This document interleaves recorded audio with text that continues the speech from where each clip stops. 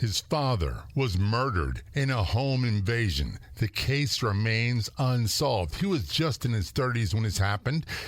He's a former four-term member of the California legislature.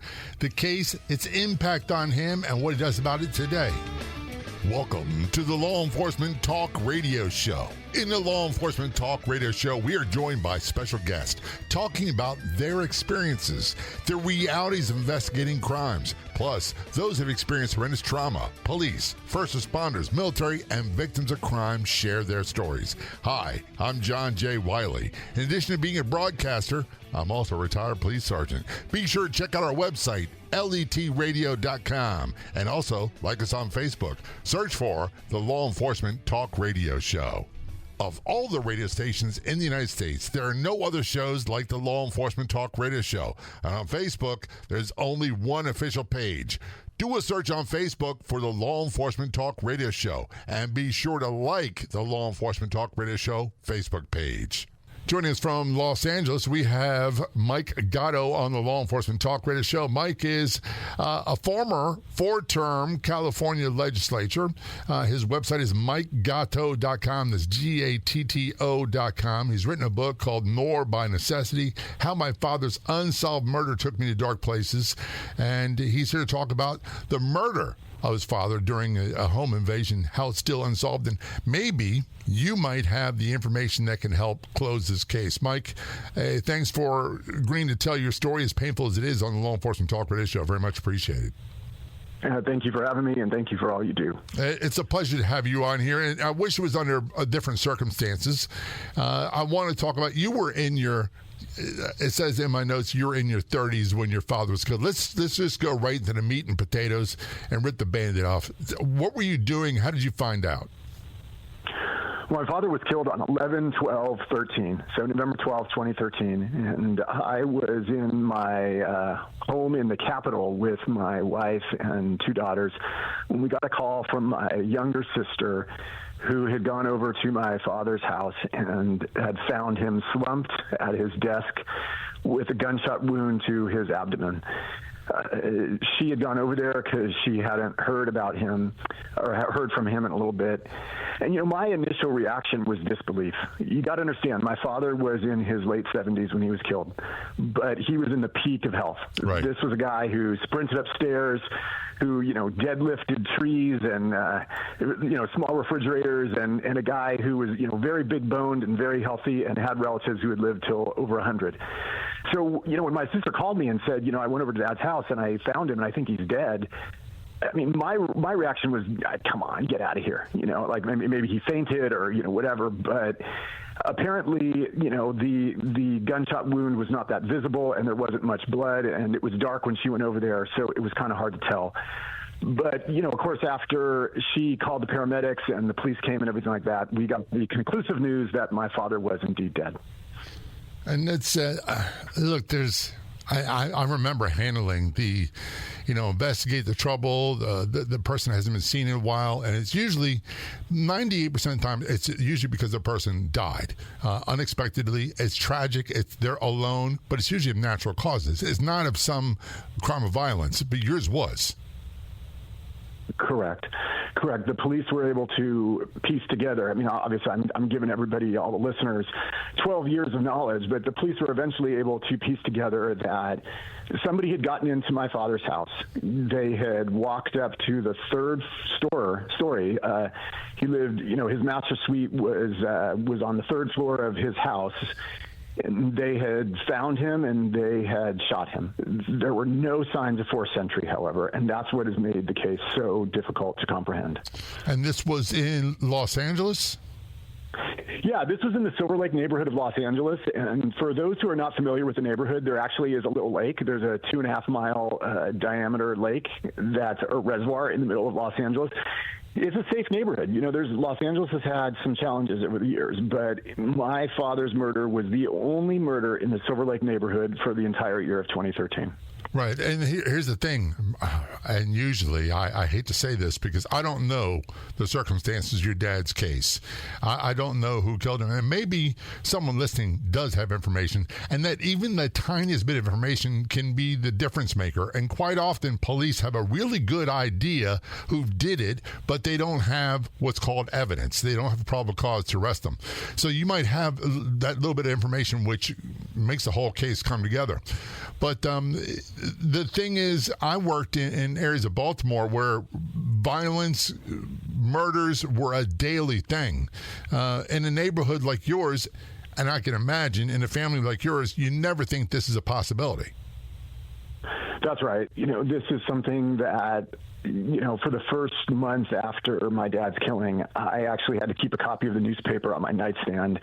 I had seen these things in the movies where, you wake up in the middle of the night and you think it's all a bad dream. But that was actually happening to me. I would wake up in the middle of the night and be like, oh, yeah, come on, this isn't real. It was just a bad dream.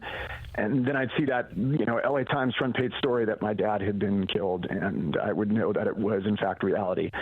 This is something that, my father was not somebody who had enemies, and he was not somebody who poked his nose in other people's business, to do high-risk behavior or anything like that. He was a retired teacher who had founded an arts high school in Los Angeles that was very much beloved. His high school had been an outlet for lots of kids who weren't doing too good in conventional high school. So he had a bunch of people who went on to become music rock stars, people who went on to become famous actors and actresses, people who went on to, become famous painters and sculptors who all went to the high school that he founded. There were over 1,200 people who poured into his funeral in a church that was maybe fit for 300. Many of them were former students. My father was a veteran. He was somebody who was very much a beloved part of his community. And there was no logical reason why somebody like that should have been killed. And here's the thing and by the way, I take two things out of this, and we're going to break in a few moments.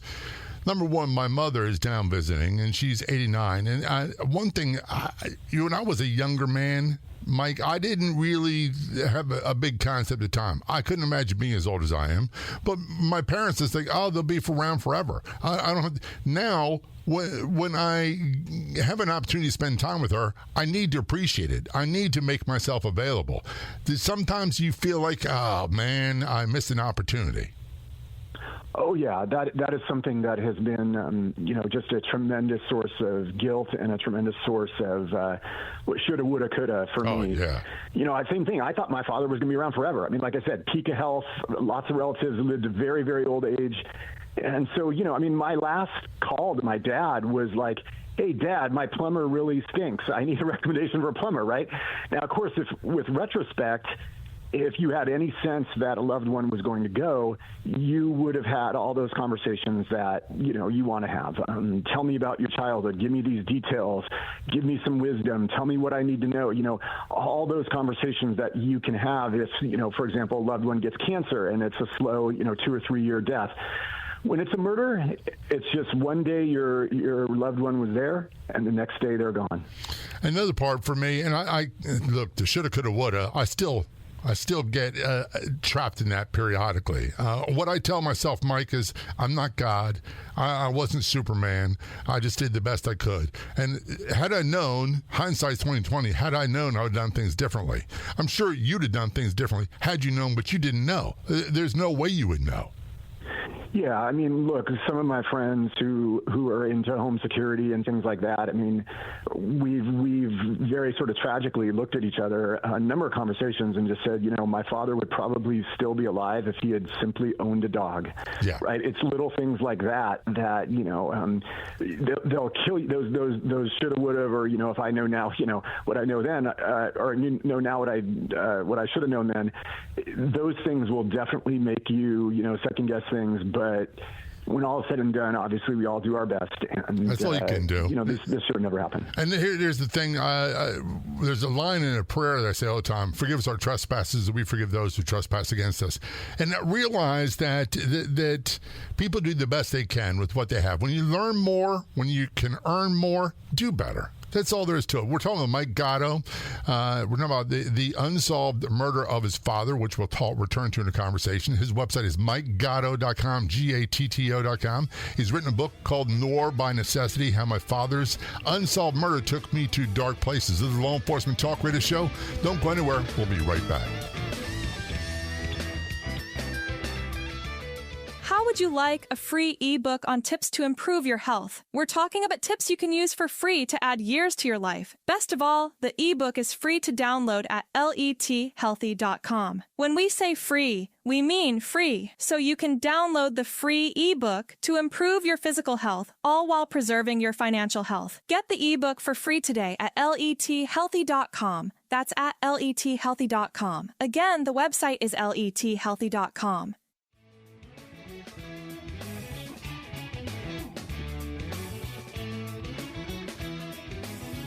Return to conversation with Mike Gatto on the Law Enforcement Talk Radio Show. Mike is a former California legislator, 4 years in the California House of Representatives, I guess you call them. And he is from the Los Angeles area. He's written a book about the unsolved murder, a home invasion of his father, called Noir by Necessity, How My Father's Unsolved Murder Took Me to Dark Places. And the website is MikeGatto.com. That's spelled GATTO.com. Yes, he is a former legislator. He's also a lawyer, but we're not going to be talking about politics. That's one thing we don't talk about in the show. Mike, this is, I don't know how to say it. I worry about a lot of things with my loved ones that are older, and they're older than me, and I should be paying more attention to me, but I worry about them falling. I worry about them older than. I don't worry about a home invasion with a murder. That's just something that doesn't cross my mind, and I'm sure it didn't cross yours either. No, not at all. This came like a bolt out of nowhere. You know, you're always, a little bit, living in a big city, you're always a little bit aware of like, well, gee, I shouldn't be driving in certain neighborhoods with a gold chain around my neck, stopping to get gas at 2 a.m. on a Saturday night. Right. I mean, you're aware of certain things like that. But no, this type of thing never crossed my mind before. Until it did. And if my memory is correct, you were serving in the state legislature. You were in Sacramento. You got the phone call from one of your sisters. Your dad had not been seen for a while, and police discovered that he had been murdered. He was shot in the abdomen. And you said earlier as a home invasion, but there was no forced entry. Yeah, and the theories in my father's case have really been pretty crazy. They've been really, sort of all over the map, and that's part of the frustration when you have an unsolved murder. So the first theory that came out was that the Russian mafia did it. And I know that sounds so strange, but there was a neighbor who knew my father really well, and she talked to the media. My father's case, you have to understand, was instantly one of those Los Angeles cases like the Night Stalker, the Manson case, right. The Grim Sleeper, OJ, where it captured the LA media and the California press. So there was a lot of media attention, and this neighbor told the media accurately that my father was scheduled to give a talk about a very rare type of Russian painting that he owned. And he owned several of these rare Russian religious paintings. And the advertisements for my father's talk had said something like, Joe Gatto is going to appear on this date with his rare examples of these paintings, and he's going to display them. And she speculated, because, there are Russian organized criminals who collect these, that somehow somebody had figured that my dad had these paintings in storage. He was going to have them at his house in preparation for his talk, and that's why he was killed. Now, the police immediately, when I asked them about that, they immediately dismissed it because, whoever had killed my dad had walked past several of these on his wall. And I should also stress that these paintings were not like Van Gogh's. I mean, they were not worth like $50 million. They were worth more like $5,000. Right. So that was quickly dismissed. My next question was, because I'm in politics and my father had helped me, my question was this somehow political? You can't rise in any party. You can't rise in any office without making some enemies, breaking some eggs along the way. And so, I immediately asked, well, gee, is this something political? The police dismissed that as well. They said, Mike, you're a known figure. Your addresses are public. Anybody knows where you live, where you work.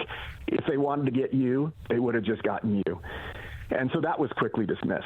The third theory that came out that dominated most of the media attention, and I'd love your thoughts and interjections as someone who knows law enforcement really well, was that this was a car burglar who had been cited in the neighborhood who, for whatever reason, had graduated to murder. The theory behind this was also spread by somebody in the neighborhood. She had been coming home that day with her son from karate, and she had found a guy on her street right at the time where people come home from work and come home from extracurricular school activities, who was just, breaking into cars on this little narrow street. And she and a neighbor had given chase.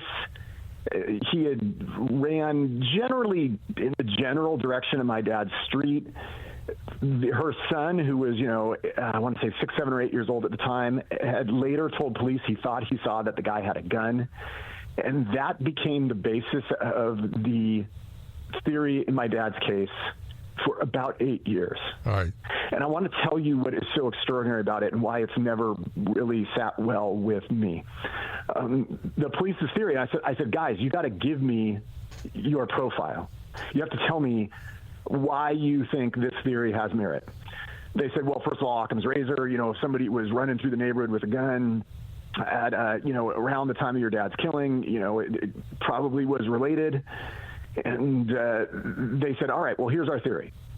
Well, he ran down towards your dad's street, and, he's probably right-handed. Right-handed people, when they're being chased, they turn right, so that moved him towards your dad's street. And then, your dad's street was really small, so he thought it was an alley, so he ran down it to hide. And then there was a tour helicopter that was taking tourists to see the Hollywood sign. My dad lived pretty close to the Hollywood sign. And he thought, this guy thought it was a police helicopter. So he said, oh my gosh, I got to get inside. And at that exact moment in time, your dad had bought a printer, and he realized he could not get the printer out of his side door of his car, so he had to get it out of his hatchback. And so he opened the garage door to do that, got the printer, got it inside, and at that exact moment in time where he closed the garage door, this guy said, I got to get out of view of the helicopter, and he ducked in your dad's garage without being seen. Mm-hmm. And then he sat in your dad's garage, and he sat there for about an hour, and then he decided to go in and kill your dad. Now, of course, I'm going through this, and I'm thinking, why is a car burglar walking around with a gun? That turns a misdemeanor into a felony. Yeah, but why would a car burglar not just get somebody up? I'll cut you off there. Windows? I'll cut you off there. A lot of so-called people that very minor offenses are quite often armed, and they're quite often criminals, and that creates a real problem. Okay, well, that's fair, but then I'm thinking, like, gosh, why would he not hold somebody up? And then next I'm thinking, are we sure that the boy actually saw a weapon? Are we sure about that? Then I'm thinking, why would this guy, well, first of all, how would my dad not notice him? And secondly, why would this guy go into an inhabited dwelling with 3 cars in the driveway? My dad had 3 cars in the driveway. If this kid didn't know my dad, he doesn't know if if my dad's got, 10 sons who are all members of the LAPD. Right. He doesn't know any of this stuff, right? Very rarely do criminals go into inhabited dwellings. Why would this guy sit in my dad's garage for about an hour and a half? Why would he not just take valuables on floor 1, floor 2, or the garage and just casually walk out? And by the way, to cut you off, what was taken in the home invasion? Very little. There were some items in my father's bedroom that were ransacked. The police are not sure if the crime scene was staged or if this was actually what the criminal tried to do. There were a few items of my father's jewelry. My dad made jewelry as a hobby, and I'm not talking diamond engagement rings. I mean, he made craft jewelry as a hobby. There were some of those that were taken, as far as we can tell. There was a file cabinet, a wooden file cabinet that was hacked into. There was attempts made to get into my dad's safes that made no sense. Like, whoever was there tried to break into my dad's safe with a pair of garden scissors. It was just, the crime scene didn't make too much sense, because then there were some other things, like some valuable gold rings and some other items worth a lot of money that whoever was there just walked right past and didn't take. We'll take a short break. The other two stories of the house were not that touched. note, we're going to return our conversation. Mike Gatto is a guest on the Law Enforcement Talk Radio Show. His father was killed in a home invasion, still unsolved, and he was in his 30s. He's an attorney. He's a former member of the California legislature. His website is MikeGatto.com. That's spelled GATTO.com. And he's written a book about it called Nor by Necessity, How My Father's Unsolved Murder Took Me to Dark Places. We return our conversation on the Law Enforcement Talk Radio Show. I'm going to put on my amateur sleuth hat and see what happens. Don't go anywhere. We'll be right back. You know, we used to have an app, and it was a very popular app. And then, guess what? We couldn't hold a candle to our Facebook presence. How many people have the mobile Facebook app already installed on their phone? How many people use it on their computer? Make sure you follow us. Make sure you like us on our Facebook page. Just search for Law Enforcement Talk Radio Show and Podcast, and be sure to send us a comment to one of the posts. Best of all, it's 100% free.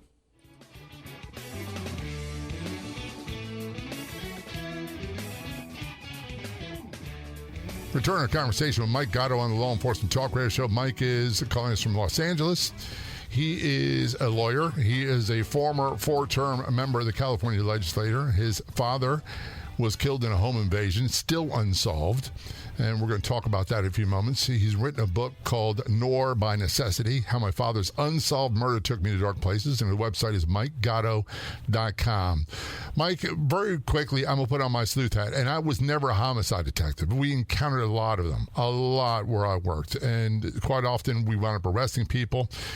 Here's my take on this. Number one, and I can't speak for your dad's cases. I don't know your dad's case. I can just go by what you tell me. Number one, most murders are crimes of passion, and it's usually a family member or a loved one or someone the victim knows. That's 90% of it. When you said, look, the concern that might be staged, that's the other thing that really made radar bells ring on my head. The other one, and I don't know how accurate that is in your case, the other one is most murders usually are not complicated. It's usually some weird circumstance, someone being interrupted, all those other things. It is not something that's planned out, especially when it's stranger on a stranger victim. The last thing I'll say is this: when it is a stranger on a stranger victim, it is very hard to solve, very hard for police to solve, because you don't have a living witness to give the information. You don't have all that stuff. But if they cover up evidence, then you are left with nothing. So this is the reason why most police investigations involving murder start with a family member, a loved one, and then work their way out until they disprove it. The one I believe the least is the mafia. So because I just can't see them making that a priority. And if they did, why didn't they take them? So the one thing is this, Mike. What would you want people to do that are listening that maybe were in the area, maybe saw something? They may not think it's a big deal, but might be the linchpin that helps police solve this case. What would you want them to do? Well, two things. So first, I will say that I agree with you 100%. I got contacted by a retired investigator during the course of my dad's case, and he went even further than what you said. He said when a senior citizen is killed inside their own home, and, they've got data going back, 50 years now. When a senior citizen is killed inside their own home, so it's not like, was wrong place, wrong time, drive-by shooting at a gas station at 2 a.m. They know their perpetrator. They know their murderer like 99% of the time. It is somebody they know. Right. And so, I've never thought that any of the theories that have been put forth publicly had any merit to them. They all had so many holes in them for me that I do believe that this was someone my father knew. The police told me recently, the detectives on the case, that my father fought back, that he had gunshot residue on his, hands and wrists. And that also makes me think this was somebody that he knew, somebody that, he was like, why are you doing this? Or, that it was sudden, or that it was somebody he had let in the house, and that's why there was no forced entry. Right. What do I want people listening to do? Well, two things. There still is this primary theory that this car burglar could have had something to do with it. Maybe even just as a decoy, right? Or who knows what, right? Or maybe this was somebody that the killer of my dad had brought to the house And if you screw with the timeline a little bit, maybe he was breaking into cars after the fact, right? This could have been the hired muscle or a friend or somebody that had been brought over to my dad's house as well. There was a woman who saw this guy when the karate lady was chasing him. There was another woman going the other way on the street who walked right past him, saw his face clear as day. And she has not stepped forward, despite massive pleas, despite lots of media attention. She has not come forward. The second thing is, right, like, look, if it really was this car burglar or if he had something to do with it, I'm curious, like, is there anybody in the area where somebody came home that night drenched in sweat, and then moved out of town, or, something kind of anomalous that would, perhaps be a clue to my dad's case. So that's the thing with respect to the car burglar. But with respect to, something else, right, if there are people out there who have a theory or they believe that they know something about somebody my dad knew. It could have been an old friend of his who got dementia and had some, argument with my dad in his mind. It could have been, a relative. It could have been, a neighbor. Who knows? But I do believe it was somebody my father knew. Yep. And I also believe there are people out there who suspect somebody. And we welcome all tips. At this point, I'll investigate anything. So folks can contact me. They can contact the LAPD Anonymous We Tip hotline. But we value all tips. In my book, I talk about some of the crazier tips we've gotten. If you're going to tell me it was space aliens from Mars, I probably won't value that. Right, but I agree. Anything else we will value. Yeah. The problem with tips is when you put a call for tips, you usually get them. And quite often they are from, let's just say, people, the term that's being used quite a bit is emotionally disturbed, and they're giving information that is not accurate. But you got to investigate it. Because what if that turns out to be true? Yeah. So I talk about that in the book, and people will kind of laugh. I tell you, it was no laughing matter for me. For example, I got a call from one of my father's former students. She's a gorgeous soap star, and she had made it in television and everything like that. And she called me and she said, "Hey, I have some information on your dad's murder." And I said, "Okay, well, tell me." And she said, "Look, I'll only tell you in person." And I said, "Okay, I understand." And at this point, everything was totally normal. We, the 2 weeks leading up to us getting our schedules coordinated, going to lunch, like, I'm nervous and I'm thinking, oh my God, this is going to break my dad's case, and I can't sleep at night, and I've got all sorts of anxiety and everything like that. We go to lunch, and, it turns out that she seems like she was perhaps a little bit emotionally challenged, and she told me this very elaborate theory that involved, like Hillary Clinton and like the CIA, stuff like that. Right. And it's painful, right? Because you get your hopes up and then your hopes are dashed. And so I hear you.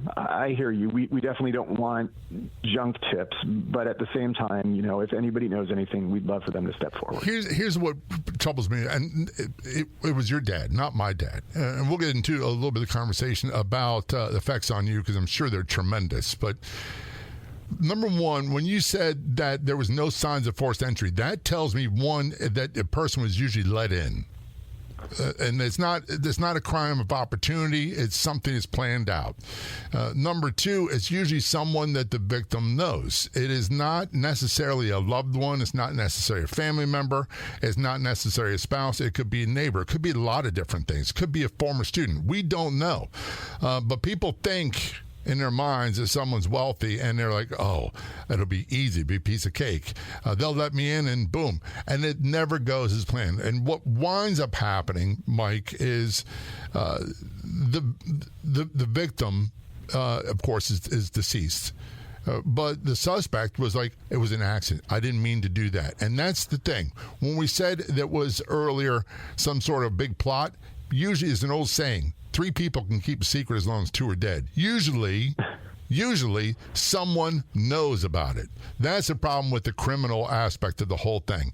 The ones that keep it undercover are the ones where the victim knows is known to the suspect is known to the victim. We're talking about Mike Gatto. His father was killed in a home invasion still unsolved in Los Angeles. He's a former 4-term member of the California legislature. His website is mikegatto.com. It's spelled Gatto.com. And he's written a book about it called Nor by Necessity, How My Father's Unsolved Murder Took Me to Dark Places, which we'll talk about in a few moments. Don't go anywhere. We'll be right back.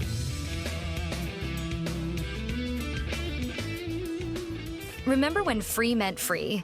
No charge, no credit card information needed. Well, a place like that still exists on the internet. The Law Enforcement Talk Radio Show website, letradio.com. Where everything is free, including the podcast, episodes are available after airing on radio. The website is letradio.com. That's letradio.com. Where free means free.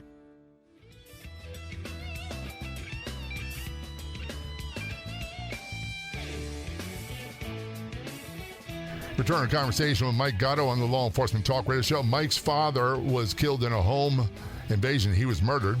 The murder is still open, still unsolved. He's a former 4-term member of the California legislature. He's an attorney, which I won't hold it against him. His website is mikegatto.com. That's spelled Gatto.com. And he wrote a book about it called Nor by Necessity, How My Father's Unsolved Murder Took Me to Dark Places, which you can find on his website. Just do a Google search. You'll find it. Mike, look, there's no way you can, I can imagine here. So police work ruined me emotionally, mentally. I don't tell my wife this often, but like last night I took the dog for a long walk, and sometimes I just feel like I'm damaged goods. And most of my guests would say we're damaged goods, then we laugh about it and we're okay, because that's part of living. But there's no, and I'm informing this in the form of a question. People say at least justice was served. A, I don't believe there's any justice, but B, your case is still open, the case of your father. Yeah, and I hear you about the damaged goods thing. You know, it's really bizarre because, you know, I can tell you that with my father's case, I have never, ever sought to exploit it politically. I didn't even really start talking about it until I was out of office. Number two, I've never tried to exploit it for sympathy, and yet you keep having these really tough conversations where, like, you know, you'll go to a doctor's office, right? And they'll just be like, oh, so give me your family history. You know, your mom, any history of cancer? No. Okay. Your dad? Oh, he's dead. Well, what did he die of? Yeah. Oh, gunshot wound, right? And people like kind of shy away from you, like, you know, like I've had, you know, mothers, you know, if I'm like at the park and I'm playing with my kids and like, they'll say, oh, you know, like, you know, they'll ask me questions or something. And it's like, and then you tell them the truth, right? And you don't say it in any way that's seeking sympathy or that's like aggressive in any way. You're honest with them, and they kind of shy away from you, like, oh, damaged goods. And then there's the damaged goods inside, right? There's the part of what does it do to you internally. And I can tell you that it really does change you. Like, I felt like for the longest time I was obsessed with the case, not in a healthy way. I felt like I was a bad friend, a bad husband, a bad son to my mother because I was so obsessed with the case. It was eating me up inside. And it also changed the way that I lived my life, you know, for the first couple of years afterwards. You know, I went through my YOLO phase. Oh, you know, you got to live life to the fullest, you know. And it's hard for this type of thing not to change you. Yeah. And so, look, I wrote this book because of all the families of murder victims out there who feel like nobody knows what they're going through, and they don't have a platform. I'm so lucky. I've got a Twitter following. I've got, you know, shows like yours that I can be on. But the reality is, you know, roughly 50% of murders go unsolved, and most families of murder victims do not have a way to share what they're going through. No, and they don't have the platform. That's part of the reason why I started the show was to provide a platform for people to tell stories, and because there's a lot to be gained from that. And one of the things you said that, look, I don't know. And I don't presume to know. My father died of cancer. That was horrible. That was 30-some-odd years ago. My mother's still with us. And seeing her progress into old age is not fun. There's nothing about this. But I don't know the impact. I can imagine. But I'm very cautious not to say, oh, I know how you feel, because I don't. Yeah, I mean, well, I appreciate that. But but I think you've got a lot of insights because you worked, a police beat for so long, and you've seen the pain in people's faces and the horror and all those things. I mean, I just think that this is one of those things where it's grief happens, and we all know that our loved ones are going to pass away. And there's been many times that I've kind of scolded myself and said, hey, get over it. And I have gotten over the grief. There's no longer like the really bad grief that I had the first couple of years. But the fact that this crime is unsolved and the fact that my dad was taken away early, those are things that still eat at me. They eat at me because I want answers. And, I agree with you that justice is often elusive, but I'd really love whoever did this to be taken off the streets, because somebody who does something like this, they're not a good person.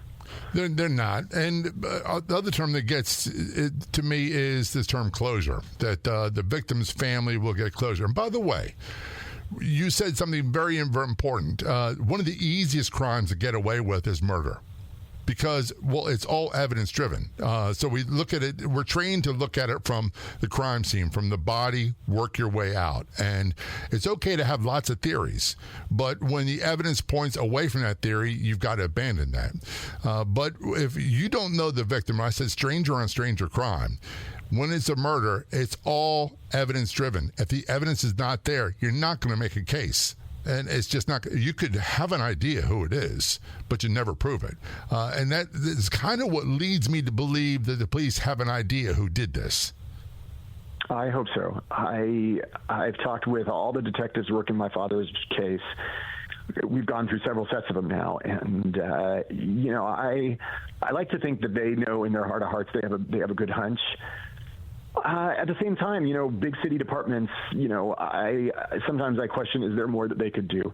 They didn't have the resources or time to talk to all of my dad's friends. So I did all that. I did a lot of these interviews, and I talked to the neighbors and everything like that. I hired a private detective. It's interesting. A lot of times stuff comes out when you just get people talking, and I feel like I understand that day better because I talked with people that were close to him. And there's something you said that's very, very true.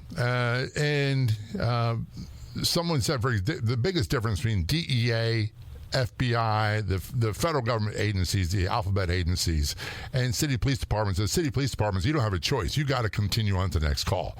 You got to handle what's put in front of you. The other ones, they choose what they get involved with, and they can dedicate how much time they want to it. So with murders in particular, it makes it very difficult because there's usually another one right behind it. Yeah, and I mean that's the tragedy, right? Is that when my dad was killed, because I was in office at the time, and they assigned it to the LAPD's elite robbery homicide division, which is a citywide division that super elite.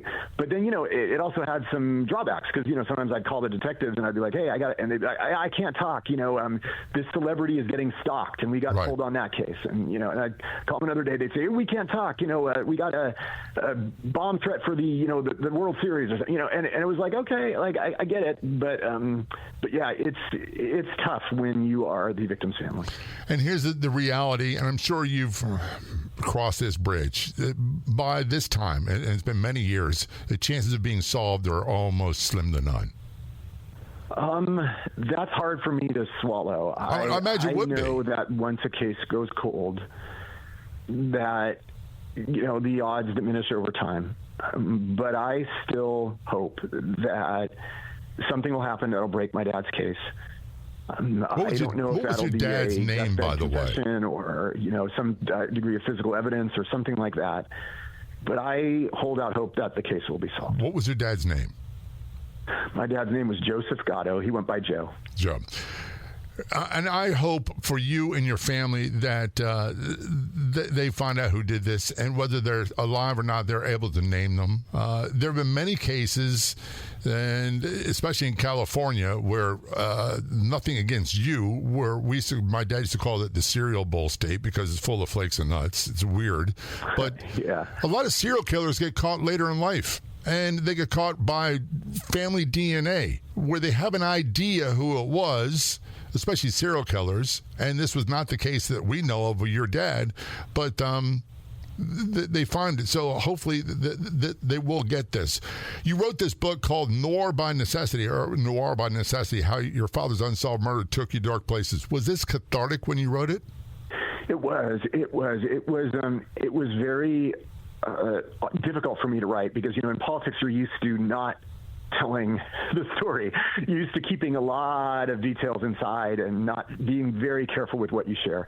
Well, when I wrote it was like, I'm out of office and I can finally let go of all this stuff. And I didn't hold much back. And people who read it were like, wow, I mean, you really, really opened up and talked about a lot of things. And yeah, I mean, it felt really good to do that. It also felt really good to lay out in an organized fashion every single clue that I know and when I learned about them, because that's also something that I don't think too many members of the public go through, is being able to understand, like, this is exactly how a murder investigation unfolds. Well, I'm glad you wrote it. I'm glad you can get details about him, his book at MikeGatto.com. That's MikeGatto.com. And Mike, I hope that there is some resolution for you and your family. Thanks so much for telling the story on the Law Enforcement Talk Radio Show. Thanks for having me. I'd like to thank our guests for coming on the Law Enforcement Talk Radio Show. The Law Enforcement Talk Radio Show is a nationally syndicated weekly radio show broadcast on numerous AM and FM radio stations across the country. We're always adding more affiliate stations. If you enjoyed the podcast version of the show, which is always free, please do me a favor and tell a friend or two or three. I'll be back in just a few days with another episode of the Law Enforcement Talk Radio Show and Podcast. Until then, this is John J. Wiley. See ya. If you like the show, please take a moment to rate, review, and subscribe. It really does help the show to grow. Thank you for listening.